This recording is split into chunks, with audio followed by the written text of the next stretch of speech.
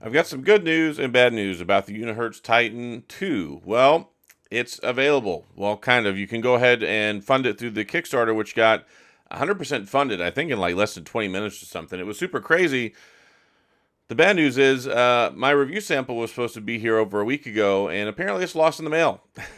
So if you stole it from the mail, I'd like it back. But anyway, yeah, so Unihertz reached out to me a long time ago, probably like 2 months ago. I have kept a lid on this. I have kept this burning secret that I haven't been able to share with you until today because it just officially announced today.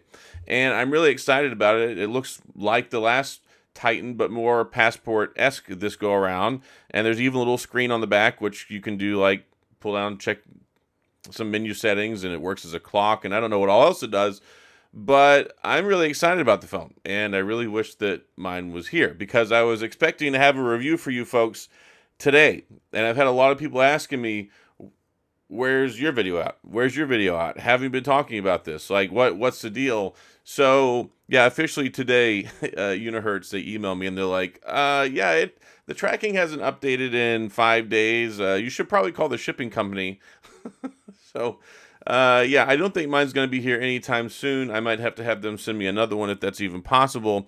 But I want to talk about it, some of the specs as well, which I have here in front of me because I have, well, the specs. So, it is going to run Android 15. It's going to have a 5,050 milliwatt battery, 33 watt fast charge, 12 gigs of RAM, 512 storage, UFS 3.1. It has a 4.5 inch screen. So it's going to be the same screen size that was on the previous Titan, the same screen size that was on the Passport. It's going to have 5G this time. It does not have a MediaTek Helio G99. It actually has a much better chip in it. It has a Dimensity chip from MediaTek, which is really cool, and I'm going to talk about that here in a minute. 50 megapixel camera, and then it has a 32 megapixel front camera, 8 megapixel telephoto, 3.4 times zoom, Bluetooth 5.4. You can use it as a Wi-Fi hotspot, and of course it has a fingerprint scanner, and it has, let me see what else. Keyboard languages: English, German, French, Italian, Portuguese, Russian, Japanese, simplified Chinese, traditional Chinese, and yeah, it's going to be running the Dimensity 7300 for MediaTek, which clocks up to 2.6 gigahertz. It's an 8-core processor. So I think it's probably going to be pretty decent. The headaches that I had last go around with the Titan were the rubbery membrane keyboard, which was really hard to press. I really was not a big fan of that. This one, from what I've seen, looks more clicky. It looks more tactile. I've seen a little video clip or two. I watched Unihertz's little announcement. And overall, I think it's going to be better. It doesn't say what type of display that it is. It may be an IPS. I'm not exactly sure. It doesn't say whether it's AMOLED or whatever. It just says it's 4.5 inches at 1440p. So it's a 1-to-1 screen aspect ratio. It's basically a square, right? We know this. And the back screen is going to be 2 inches, 410 by 502 pixels. And that's pretty much it in the hardware department. So it's going to weigh 235 grams, about 15 grams heavier than the S25 Ultra. And yeah, I mean, it looks nice. It's more squared off this time. It doesn't have that weird kind of tapered bottom part. And I think it's going to have a better, more better keyboard. I think, if lack of better things to say. And I wish that I had mine. This is not a complaint video. Like, it'll get here when it gets here. They'll send me another one. I'm just disappointed for you guys because I was really expecting to have the video out today, and I was one of the few people that they sent it to, being one of the biggest keyboard phone supporters probably still in the world at this point. I mean, it's funny. Somebody commented today when I put a post out saying, it's funny. I almost forgot that I started following you because of BlackBerry, and I love BlackBerry. I still love BlackBerry. I love any phone that has a physical keyboard, and I made some videos about the minimal phone, and then we also have the Clicks keyboard. I made a video about that. I'm waiting to get mine for my Motorola Razr Ultra, and this year really feels like the year of keyboards. It feels like there's a little bit of like a grassroots resurgence where we've got these independent companies finding ways to get us a keyboard phone in our hands, and it seemed like kind of fell off a little bit last year, maybe even in 2023. There was a lot of the phones that Unihertz put out initially, and then we had all the stuff, the excitement for BlackBerry with BlackBerry Mobile, and then the All Mobility guys. All that stuff fell through. So it's like these little independent or smaller phone companies finding ways to do this. There's even this company out of China, I think it is, that is taking old BlackBerry classics and retooling them and putting new hardware in them to make it where they will work, but you'll still be able to use your BlackBerry housing. It's really kind of interesting. I saw something on this the other day, but I think this, may be the most viable keyboard phone out there right now for a while. That's going to give you some power, some performance, some support, and I do genuinely hope it has a better screen than the Titan. The Titan screen really was kind of washed out, and it really just wasn't that great, especially in the color saturation department, and I'm hoping for better. I don't have more information. I don't know if it has a high refresh rate screen.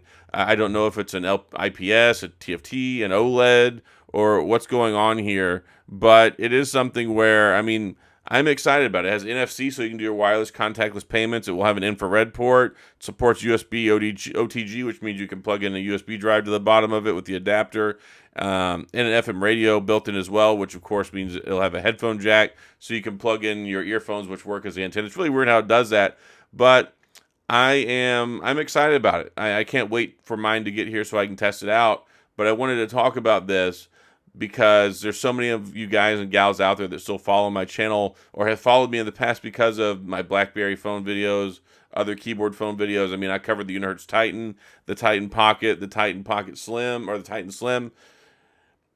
It's funny, I let somebody borrow that phone like 2 years ago, and they just never sent it back to me. So I have a really bad track record of letting people borrow phones. I let somebody borrow my Pixel, I think it was a 7 Pro, a few years ago, and then they just ghosted me and disappeared with my phone.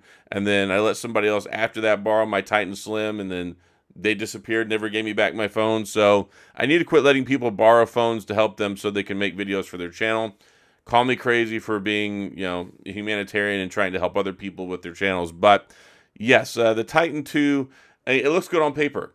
It's something that if you're a keyboard enthusiast, I genuinely hope that it has a really good typing experience. The Titan Pocket was okay after it got broken in, but it had really hard buttons. The Titan had really springy but also hard to press buttons. It gave me serious thumb fatigue because of the style keyboard that it had. So this one seems a little bit more sleek, a little bit more Passport-esque, a little bit thicker, but maybe not so thick as the original Titan.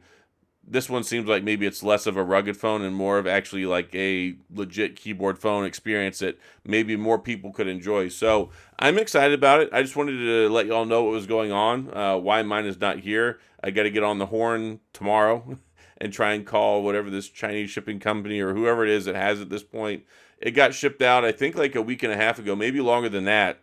And it's just hasn't updated the tracking in 5 days. So I hope it shows up at some point. I hope that I can make some meaningful content for you guys and gals that still care about the keyboard phones, who have an interest in this phone.